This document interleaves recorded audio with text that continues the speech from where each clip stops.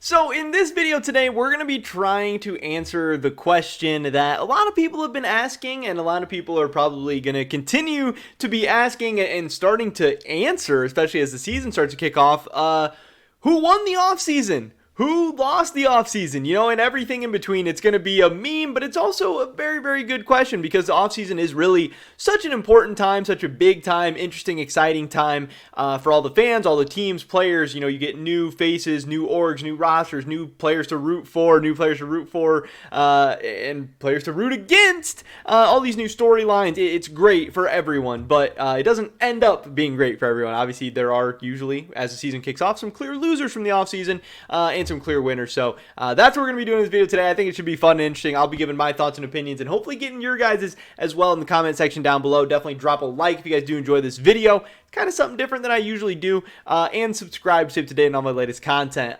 We are like 70 subscribers away from 10,000, which is insane. I can't believe, it still doesn't even make sense to me that we've come this far, but we've come too far to not get to 10K before the end of the year. So help us run up that number just a little bit further. Then we can celebrate and stop talking about subscribing and all that stuff. But with that being said, here we go. So we're going to be starting off in the LCS and then going over to the LEC. I have all 10 teams here. I wanted to go W and then L, and then just put some dash here. This is just one of the tier list templates I used before. I just using it again because it had all the teams here. So I want to start out by kind of separating these into the top 5 teams and the bottom 5 teams because I want to talk about them separately because I think there is really kind of a big divide in the LCS between the top 5 and bottom 5. And understand that winning the offseason doesn't mean, it can mean a lot of different things. It can mean your team just straight up got better. It can mean you had a better offseason relatively than a lot of the other teams around the world. It means I can just, like a move you made or like the direction your team's headed in, and losing the offseason could mean your team got worse, could mean I don't like a move you made, could mean I think you're headed in the wrong direction. It could mean a lot of different things. So this is very, very subjective. So just kind of keep that in mind. But let's get into it. Dignitas, to me, this is not a team I like a lot. I have been pretty vocal about that. I think just having blue as your starting mid laner is enough to, in my opinion, that you lost the offseason. River should be interesting. I think that's kind of a cool pickup. A lot of the Dignitas players I'm not really that hyped up and excited about. Don't really see what we're seeing in Fate God. I think the Dignitas team was good last year with Soligo and Dardoch, and, they kind of got away from that fast. To me, this is an L of an offseason for them. FlyQuest, another team that is not that interesting to me. Takoi, we'll have to see how he works out in the mid lane. He has a chance to be interesting. Johnson and Aphromoo, I think could be a fine combo. I don't really think, Jose Diodo was all that impressive last season, so it's like, did FlyQuest really get better or worse? To me, they're like kind of meh. They didn't really do anything that interesting or exciting. I don't really have too much of a reason to be that interested in them. I think Aphromoo is honestly a decent pickup. I think it's actually pretty good. So I have them, I don't think they won the offseason. I think that if I have to say won or lost, I would put them in the loss, but they're closer to mid. I don't know. They're we didn't really do either. We're just kind of in the middle, but I don't want to be sitting on the fence in this video. Now getting into some wins, I have CLG, not as a massive win, but as kind of like a baby win. And for CLG, I think that is pretty massive because they had a year of just straight up taking L's in 2021. Terrible academy team, terrible LCS team. Not really good right now, not building for the future at all. And finally, they seem to be headed in the right direction. They have a lot of interesting, exciting players. Luger and Poom in the bot lane should be fun. Obviously, Palafox in the mid lane, he wasn't super great last year, so that's why I'm saying, it's not a super huge pickup, but I think it's an improvement over what they had going on last year. New management, new coaching staff, all this stuff going on. CLG maybe trending in the right direction. Immortals, this was an absolute win of an offseason for me as well. They picked up Power of Evil. That's going to be huge for them.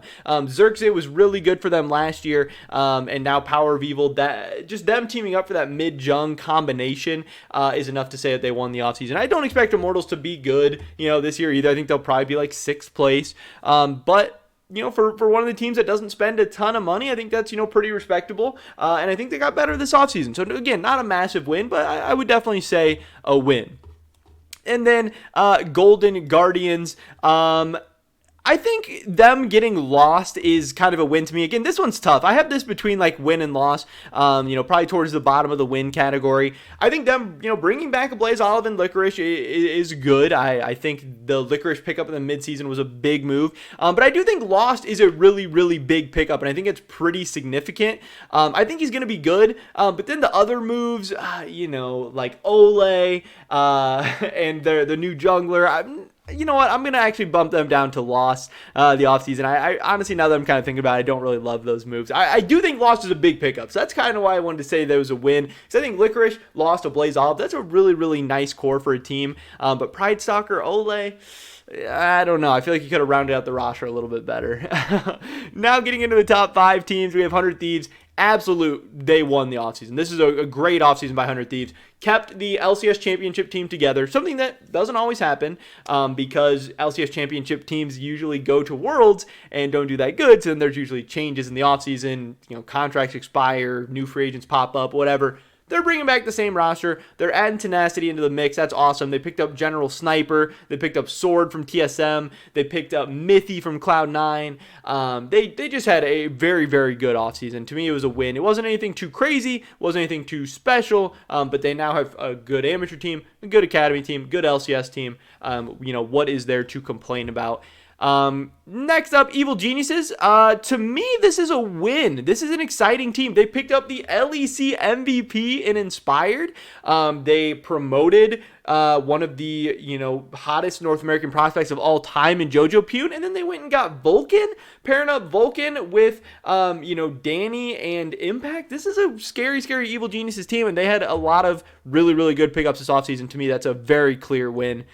Team Liquid, obviously a win. People are saying, this team has a chance to be the best team in LCS history. Bjergsen, Santorin, Bwipo, Hansama, Core JJ, this team is nasty. And there's really no debate on that one. Even if you think Team Liquid's a little bit overrated or they're not going to be as dominant or as good as people think they're going to be, they still won the offseason. Next up, TSM. This is a loss for me. I've been, pretty vocal about this. Whether or not you think, Kaido and Shenny are good pickups, I think Shenny is a pretty good pickup. I have no idea what to think about Kaido yet. I don't think it's that good of a pickup, but, only time will tell. But either way, I still think this was a very, very rough offseason for TSM. Losing Bjergsen. More Doublelift and Reggie drama. I think the brand took a hit. I think they lost a lot of fans. I don't really think the team got into any better of a position to try and make Worlds in 2022. I just kind of have overall pretty low expectations for them. So yeah, that's kind of that. And then Cloud9 for me, this is a definite win. I think they had a really, really nice offseason. Is there still some huge question marks for this team? Yes. Fudge going to mid lane, if that ends up being terrible, maybe you end up saying they lost this offseason. If Winsome and Isles end up both sucking, maybe you say they lost this offseason. But getting Summit, who I think is going to be one of the best players in the LCS, just straight up, he's probably going to be the best top laner, and if you're the best top laner, you're probably going to be one of the best players. And then I really think Berserker. Berserker is the big pickup, a guy that talented, that young, who has a chance to be one of the best players in the LCS for years to come, if it all pans out, if it all goes right. That's so exciting to me. Pairing that up with Blabber, pairing that up with Fudge. It wasn't a perfect offseason. Obviously some things went wrong. They lost perks. Some people wanted them to get Niski. Some people are very, very questionable about some of the moves they made. Some people like or hate or whatever LS. But I think C9 had a pretty damn good offseason. Now, getting into the LEC, kind of the same type of deal. It's not as clear cut like a top 5 and a bottom 5, but kinda. We have some interesting teams going on here.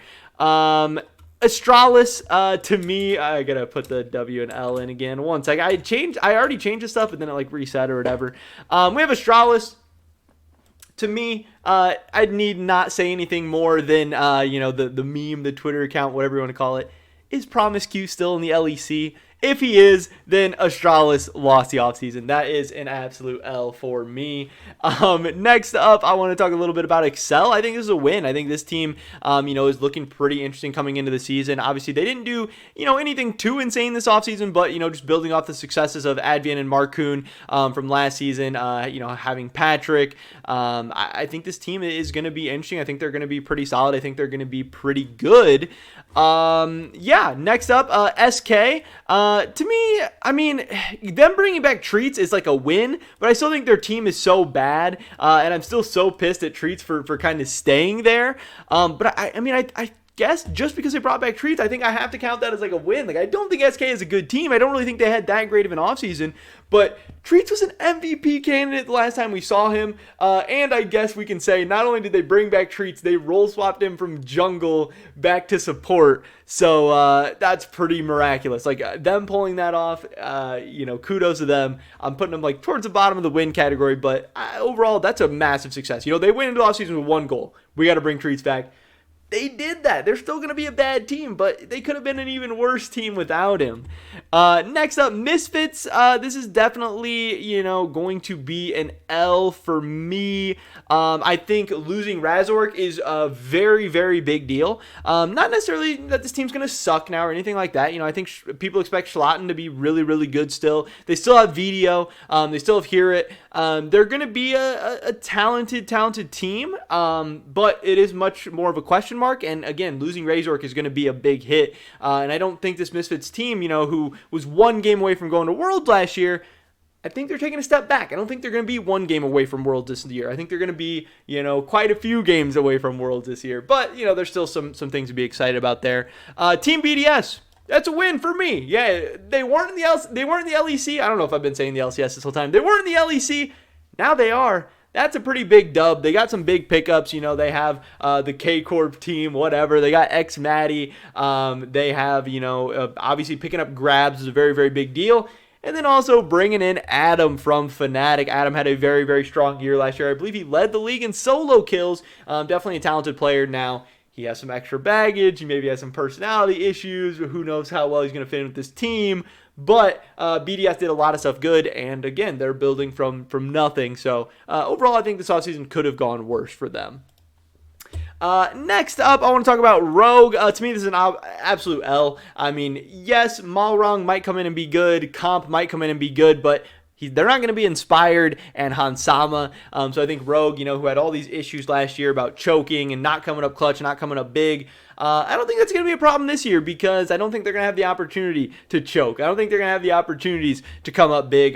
They lost their two best players, and that's going to be two guys that are very, very hard to replace. And now, how's Trimby going to look without Hansama? How is Larson going to look without Inspired? I don't know. It could be a pretty tough year overall, for Rogue. Next up, Mad Lions. It has to be an L.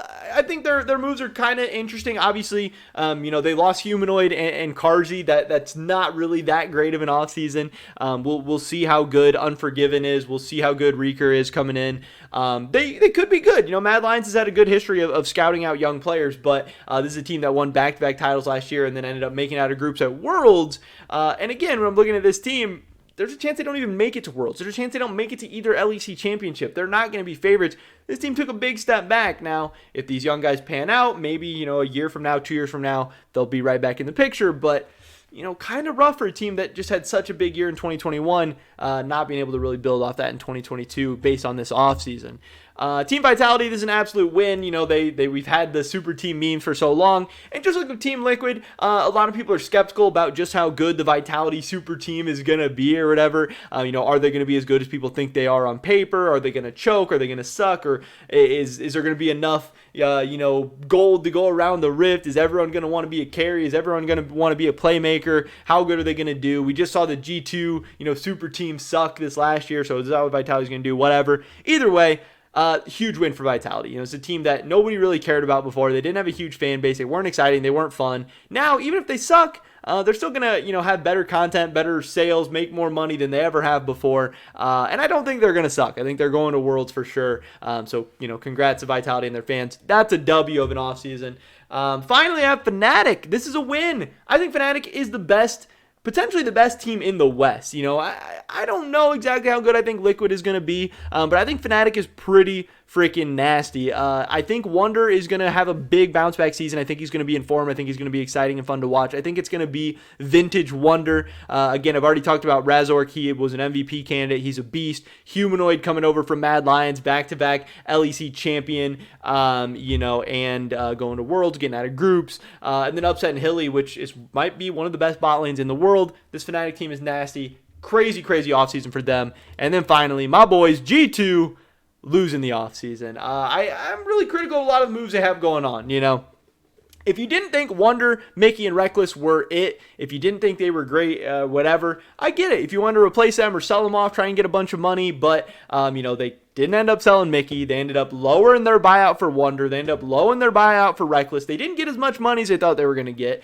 They also didn't use that money to then go out and buy, you know, top-of-the-line players. Karzi, Hansama, Alfari, you know, Lebrov was potentially on the market. Kaiser was potentially on the market. Treats was on the market. There was all these big-name guys on the market, and G2 ends up going young with Flocka and Targamas. Not that Flocka and Targamas can't be good, but I think it's going to take time. There's always growing pains with young players, and I don't really think, you know, people are that excited about this G2 lineup. It could be good. It could be okay. They could make it to World, but this team I don't really see competing for LEC titles this year, and I definitely don't see them competing for international titles, which Carlos still claims is his goal. He still claims that's what G2 is going to do in 2022, and I don't see it happening. So to me, that is an L of an offseason. So there you guys have it. In the end, here are my wins and losses. You know, 5 wins and 5 losses in the LEC, 6 wins, 4 losses in the LCS. Obviously, you know, LCS kind of, again, a lot of these are debatable. A lot of these are close. I could probably move this around a little bit, but